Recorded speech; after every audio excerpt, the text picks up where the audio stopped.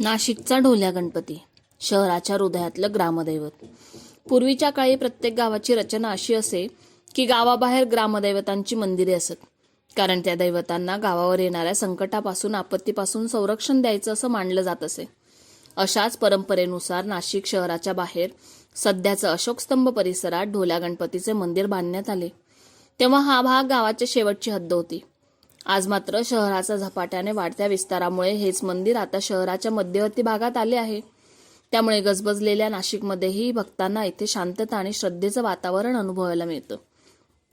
सुमारे 300 वर्षांपूर्वी हे मंदिर उभारले गेले। हे मंदिर पेशवेकालीन असल्याचं सांगितलं जातं।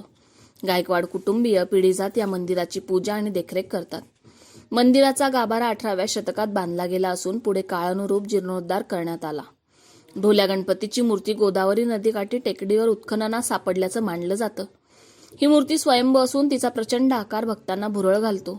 मूर्तीची उंची 7 फूट आणि रुंदी 4 फूट आहे। मूळ मूर्ती काळ्या पाषाणाची असून तिला शेंदूर लावला जातो, त्यामुळे मूर्तीला सुंदर शेंद्री रंग प्राप्त झाला आहे। ही मूर्ती बैठ्या स्वरूपाची, सिंदूर चर्चित आणि महाकाय आहे। मूर्ती इतकी भव्य आहे की लोकांना प्रेमाने तिला ढोल्या गणपती, लंबोदर आणि विशालकाय गणेश अशी नावे दिली।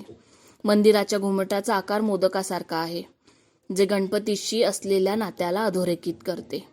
ढोल्या गणपतीला नवसाला पावणारा गणपती म्हणून राज्यभर ख्याती आहे।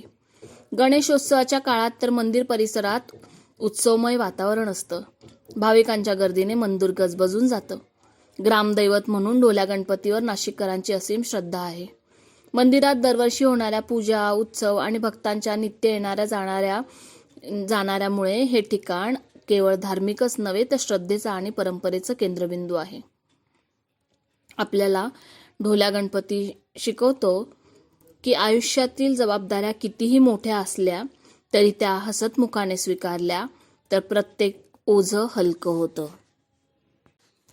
मंदिरात दरवर्षी होणाऱ्या पूजा, उत्सव, भक्तांच्या नित्य येण्या जाण्यामुळे हे ठिकाण केवळ धार्मिकच नव्हे तर श्रद्धेचं आणि परंपरेचं केंद्रबिंदू आहे।